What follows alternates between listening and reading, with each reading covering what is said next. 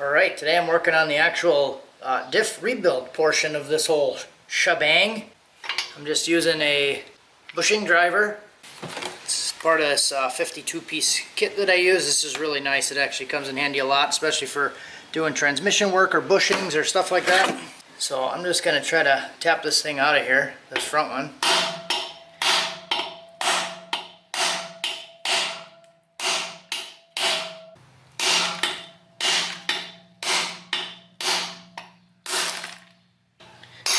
There we go. I just pushed the front seal out with it. Oh, it actually doesn't look like it's rusted off. When I was trying to get to it, I was trying to get the screwdriver behind it, but all this rust was just flaking off. I thought the front part of the seal was actually rusted off, but it is there. I just wasn't able to get it, so just pounded it out from the back side. Now I'll go ahead and flip this thing and try to get that larger race out of there. There's one race inside of here that I'll try to get out. Do have this full kit that I'm going to be doing, so this is the one I just pushed out. This is the one in the rear, the larger one. It does come with new ring gear bolts, pinion bolt, front seal, shims, paint, all kinds of stuff. Alright, so next, that inside bearing, I'm going to just hit it with a bolt on the inside of this little flange there, little groove. There's one on each side, so I'm just going to whack it, knock it out. I don't have a long punch, so I'm just going to use this bolt. Just go back and forth a few times.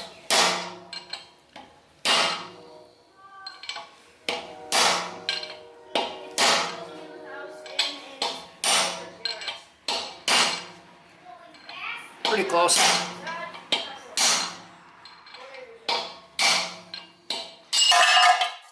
Bingo. Alright, so here's a little better look at the kit. So you got the two pinion bearings, the big and the small one, the front pinion seal, pinion nut. This is like a whole shim kit for the carrier bearings, bolts, crush sleeve.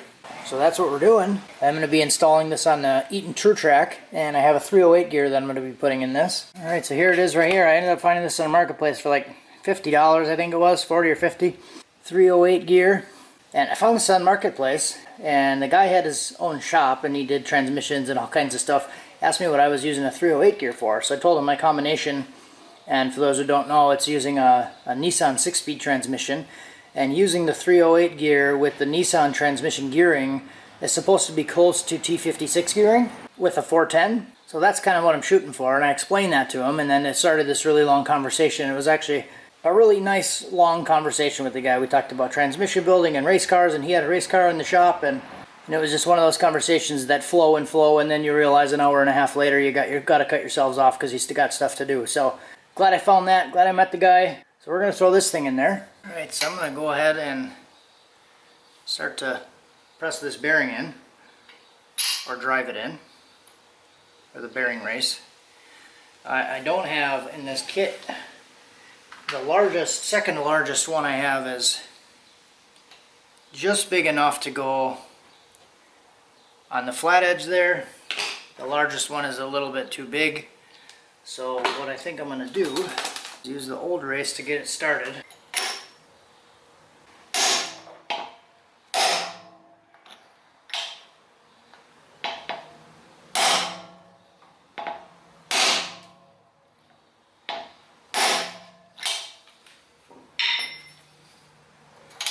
I don't want to drive it in enough that it gets stuck.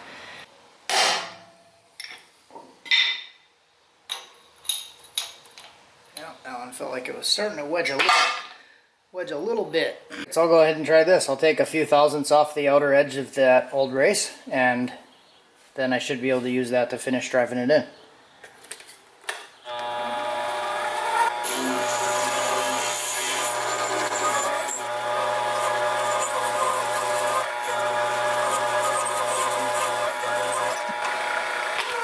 Alright, never seen that throw sparks like that before, but I think this bit is a little bit dull, so maybe that's why. Oh, that one might be fully seated anyways. Give it one more whack. It sounded like it was down all the way.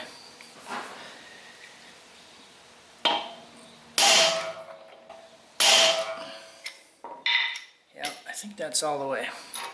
Alright, so I'll probably try to do the same thing with the new race here.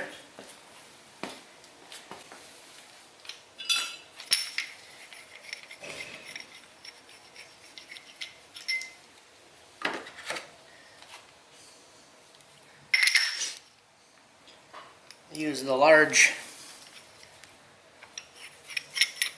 bushing driver. It's a 74 millimeter. The other one is 65, so it goes 18 to 65 and then jumps to 74. So I think what I'll do is the same kind of deal as flip the old race over and then use this driver. And I hope I don't screw it up. Hopefully this works. I've never done any of this before, so I'm just winging it.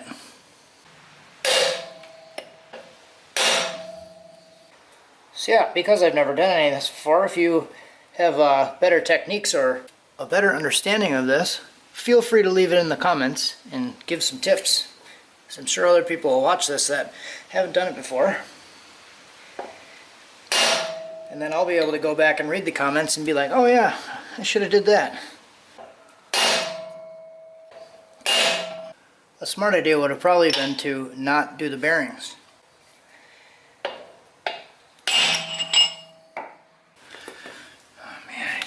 In there crooked.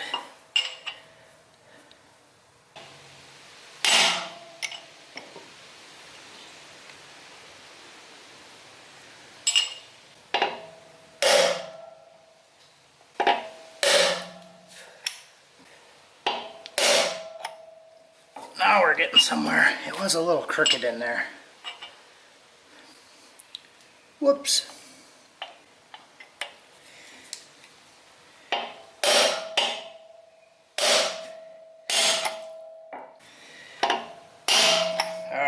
Now she's in.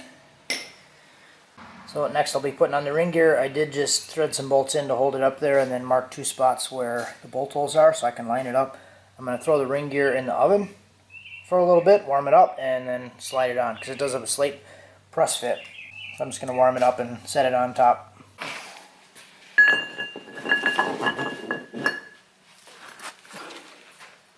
Alright, that went on real nice.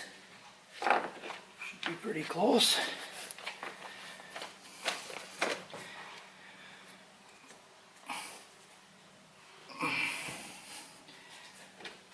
Get one of the bolts started. I just had it in the oven at 350 for I don't know, like a half an hour, 20 minutes. It's actually still enough to be loose on there, so maybe I didn't need to heat it up that much, but I'd rather have a little bit more time so I can get some of these bolts started.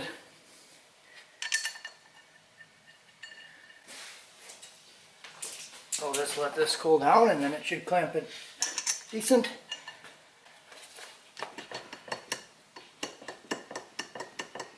Yeah, it's actually still loose on there. I guess I didn't need that much heat, but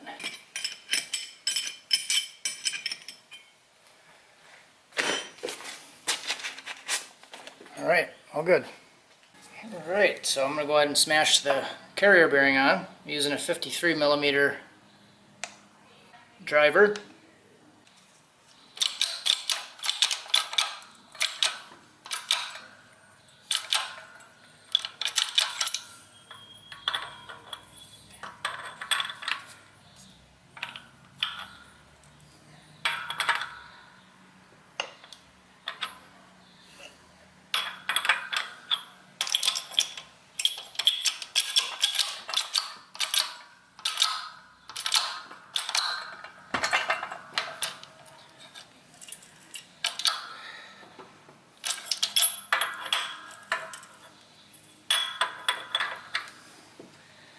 Now a little bit crooked, so I move it over and put that side down a little bit, but I could always still spin the cage, so that was good.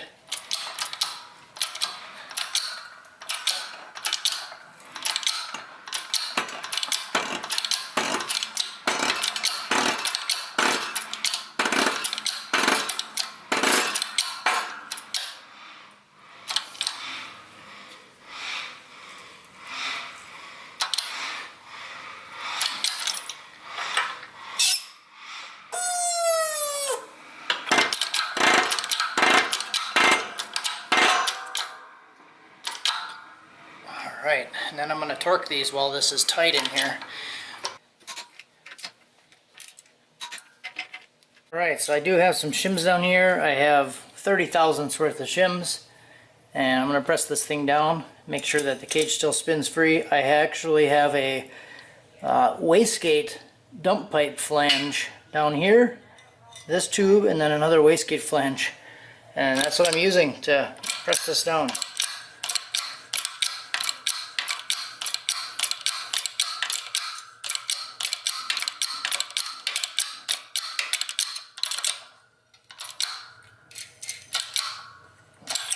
And that worked pretty good. There. Now it's ready to be welded on too. Look at that. So yeah, that's what I was using there. Just these wastegate V-bands. Look pretty good. Those have the raised narrow edge that fit perfect on the inner race. And then this fit very nicely. Alright, so I'm going to go ahead and Loctite all these bolts. And we'll get them in there and torque them down. Actually redoing this now because I didn't Loctite them the first time, and then I realized my torque spec was too light, so I read some other stuff, and I'm going to go to 84 foot-pounds. The first one I did was 60. That was the first thing I found, but I found something else that said between 70 and 84, so I'm going to do that with the Loctite.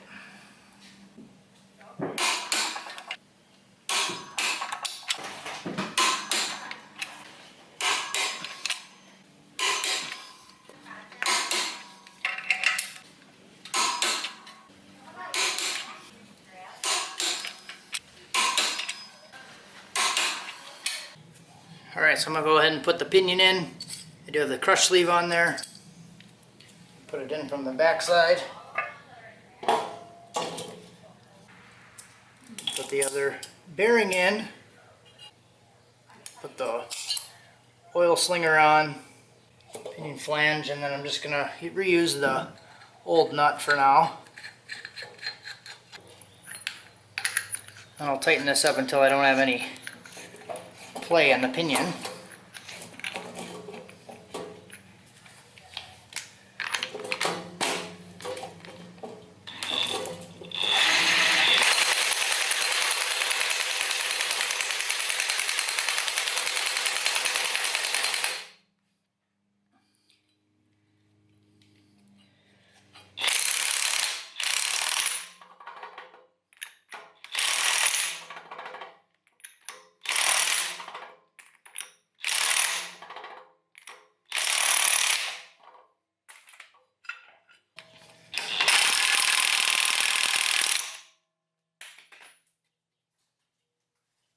Alright, now there's no play in it.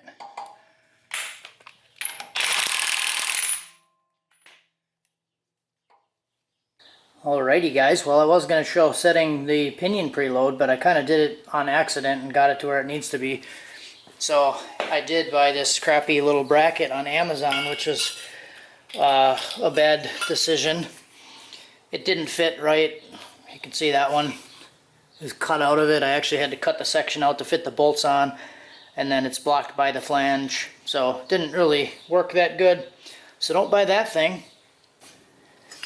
And then I just used a 1/2-inch ratchet with the jack handle, and I put this in here and stood on it, and then I used the old crappy torque wrench to turn this thing. I gotta point out that this torque wrench is not actually calibrated. I don't use it for torquing, I just use it for leverage. I don't even have the spring or anything in it anymore. So I just gotta say that because people get all wound up when I'm using it as a breaker bar or a hammer. So then I put this on here. I just stood on the jack handle and then pulled up on it. Very little tiny adjustments. I just felt it turn a little bit and then stopped to recheck it. When I tightened it with the impact and tightened it enough to get the slop out of it so it was tight, I hit it with the impact one more time, and then that setting ended up being about 10 foot-pounds or 10 inch-pounds. That ended up being about 10 inch-pounds. And then when I gave it that small twist with the wrench, I tested it again, and it ended up coming right out to 20 inch-pounds, a little over 20 inch-pounds. So I'll try to get a clean shot of actually rotating this. We'll try to go super MacGyver cameraman here.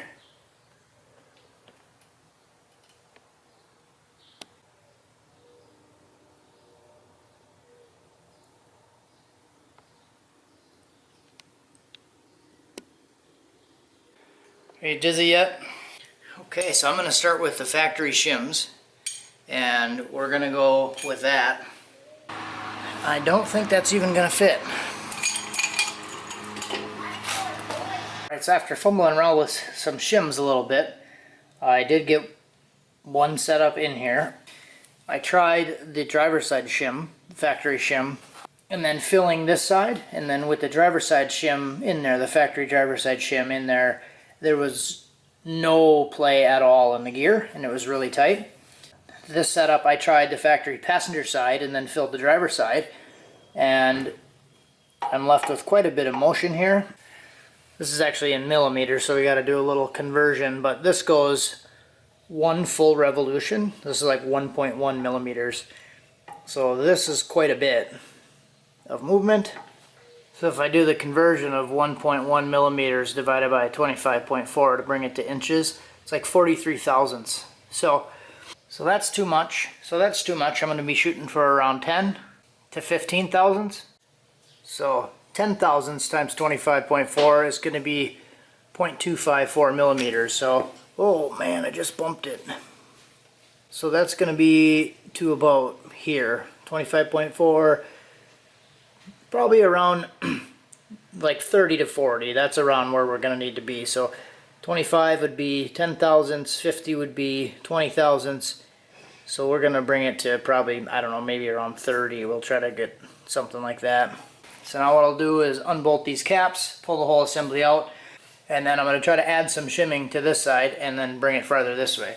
Right now I have only the factory shim on the passenger side, so I'm going to have to take that out and actually do smaller shim makeup of some of the ones that came in the kit.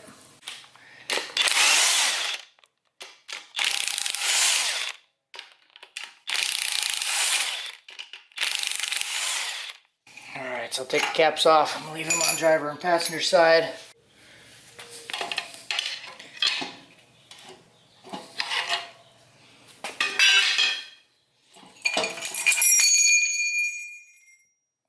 Alright, so this passenger side shim is about 280. The driver's side stack was at 169. So I think what I'll try is taking the driver's side factory and put it over on the passenger side. This is 258. I'll try that. Alright, so switching it up a little bit, because this kit does have these little spacers with the flange built into it.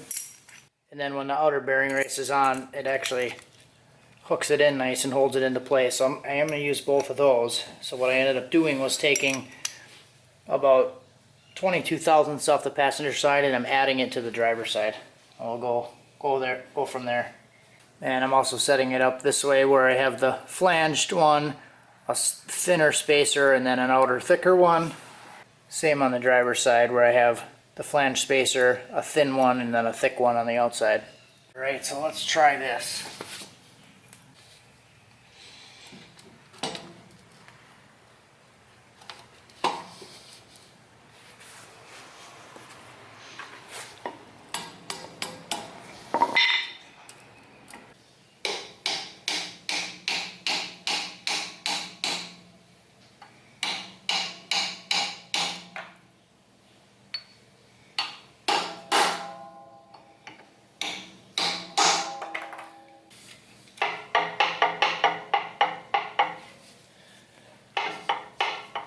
Alright, that feels tighter.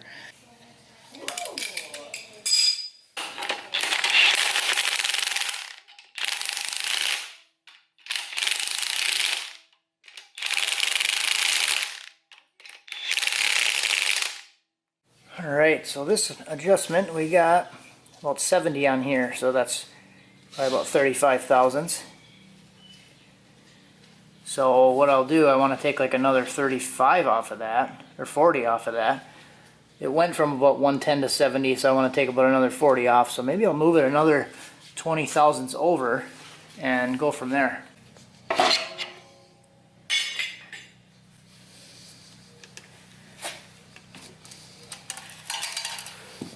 Alright, so I'm going to try about 215, 216 on the passenger side and 234 on the driver's side. Not sure if the math comes out right there, but basically took 30 thousandths out of this side and then added it over to here. And that's got to be pretty snug in there if it's not falling all the way down by itself.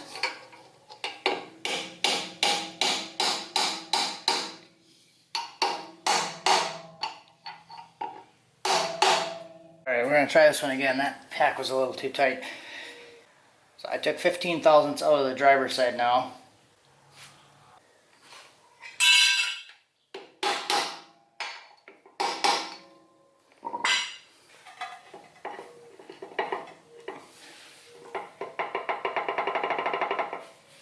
That feels better though. So I'm going to add a little 7 thousandths shim in between the two on the driver's side. Just snug that up a little bit.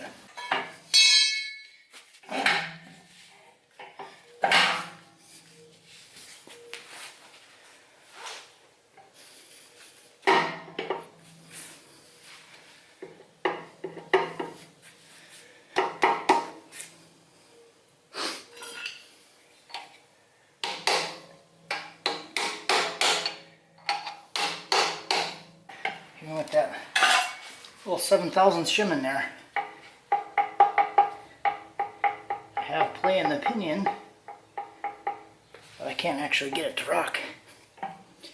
Maybe it is good without that little guy in there.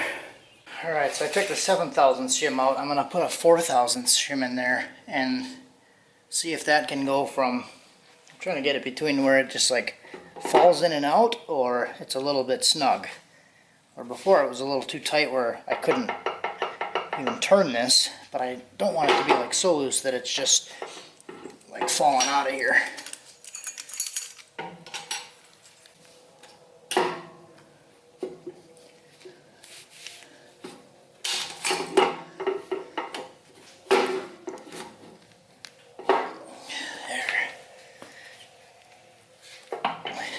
That seems a little snug, but I can still rotate it. That clearance is probably going to be too tight though.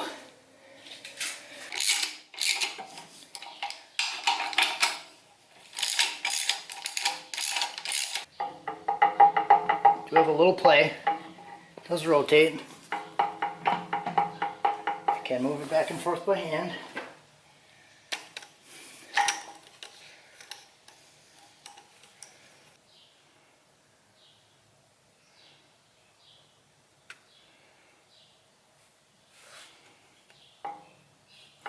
A little bit too tight.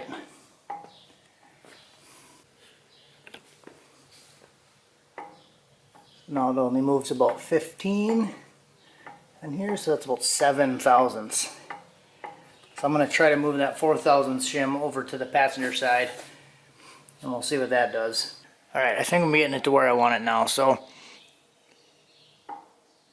we got about 26.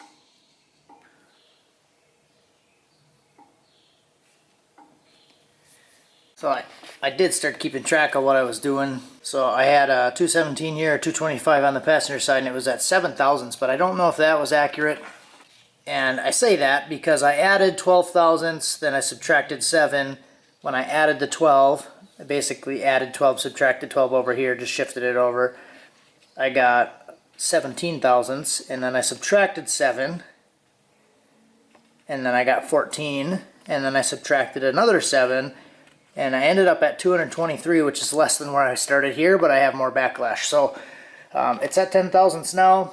I think this beginning measurement was just not accurate, but that's where it's at now. Looks like it's right about 10 thou, and I will paint it quick, and I think regardless of how it looks, I'm just going to leave it.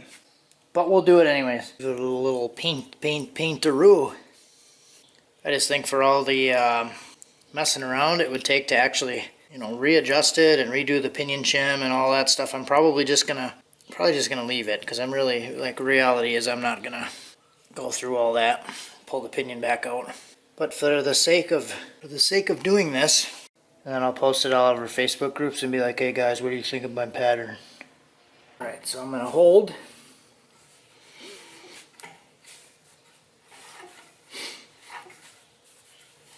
The carrier, keep some force on it. And I'll run it around the drive side.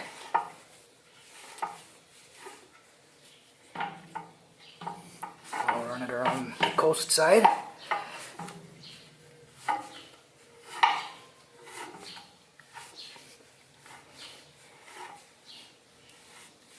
Alright.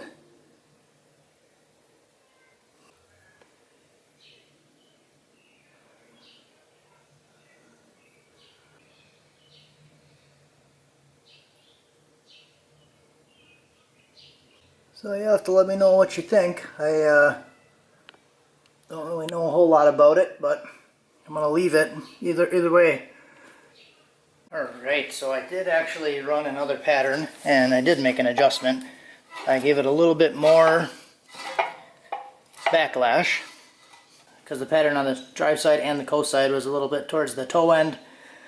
So what I was reading on the pattern stuff online says pinion shim should be good, but add more backlash. So I added more to 15 thousandths. Now it looks a little bit better. Looks a little bit more centered. The coast side is still a little bit more towards the toe end, but I feel like that should probably be okay.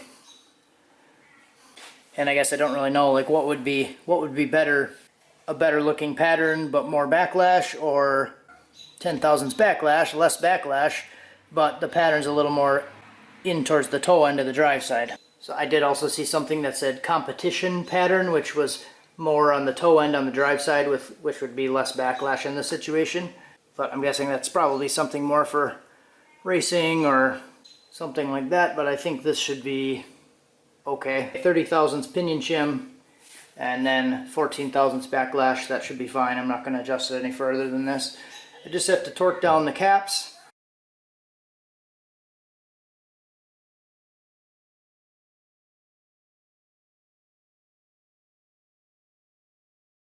So I'll go ahead and throw the other axle in.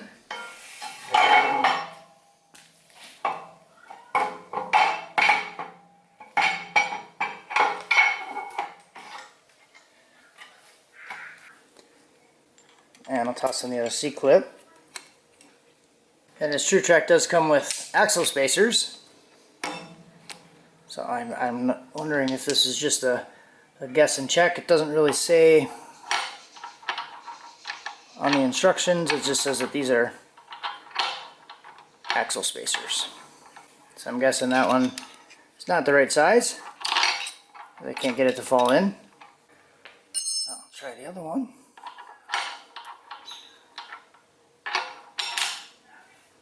There you go. Alright, so that spacer's in there. Should be able to put this in now.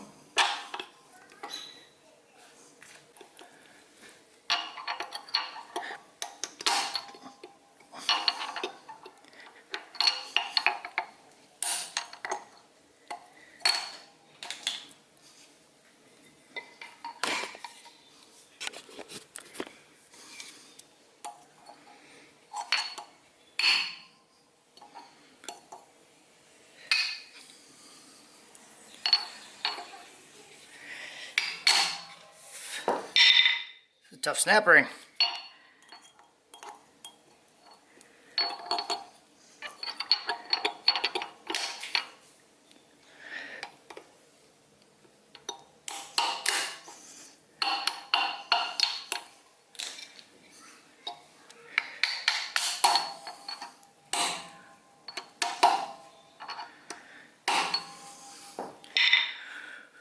Well, that thing won't accidentally come out.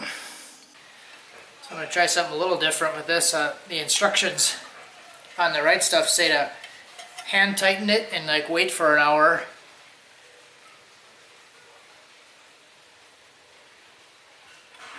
and then torque it down. So I usually just torque it down right away. So I'm going to actually try following the instructions once. See how that works. Makes sense if you fully torque it down, then you might just squeeze it out. I'm just going to hand tighten these down, and then I'll come back a little bit and then fully tighten them. Yeah, it makes sense if you just want to leave a little bit of a film there, let it cure a little bit, and then squeeze it down. You actually build a gasket instead of just torquing it down and squeezing all of it out. Finger tighten until material begins to squeeze out around flange. Let dry for 1 hour. Then tighten to torque spec. Allow 90 minutes before filling the fluids.